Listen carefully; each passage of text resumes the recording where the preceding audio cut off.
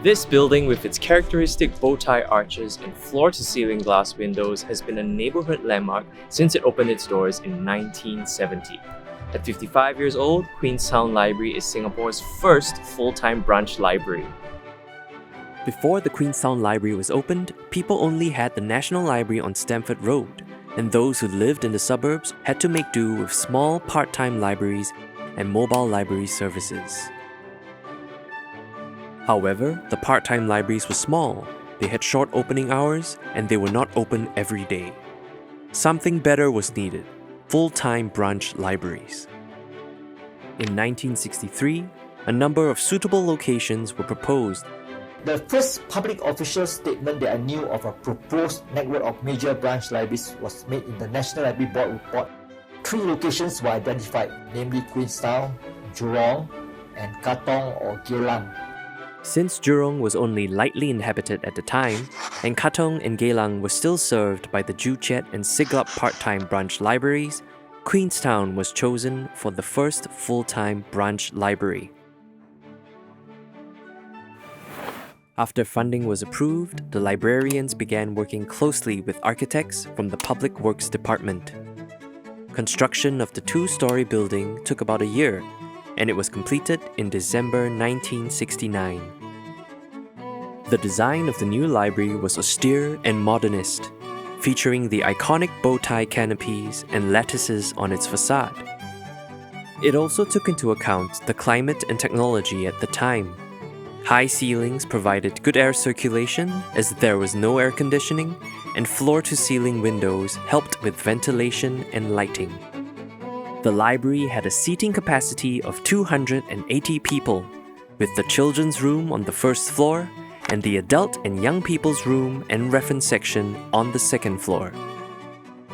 The library was officially opened by then Prime Minister Lee Kuan Yew on 30th April 1970.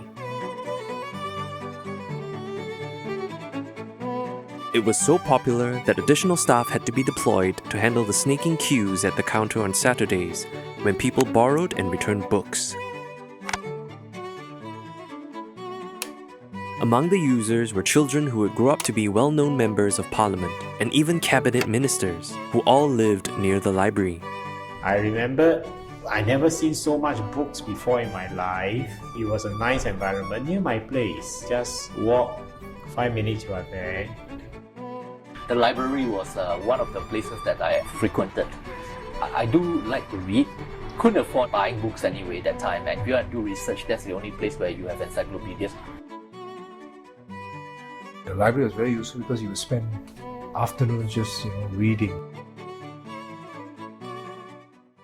To cultivate good reading habits and provide social and cultural enrichment, the library organized events and programs for children and adults.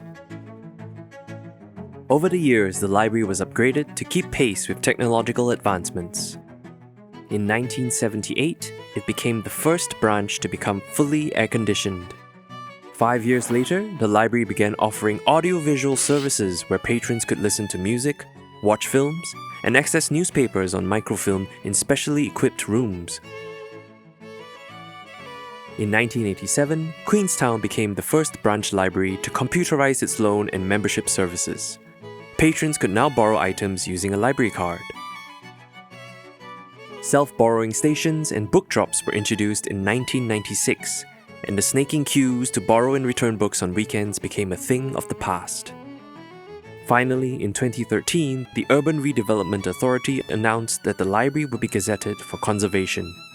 In a neighbourhood due for major development, it was one of the few buildings spared from the wrecking ball.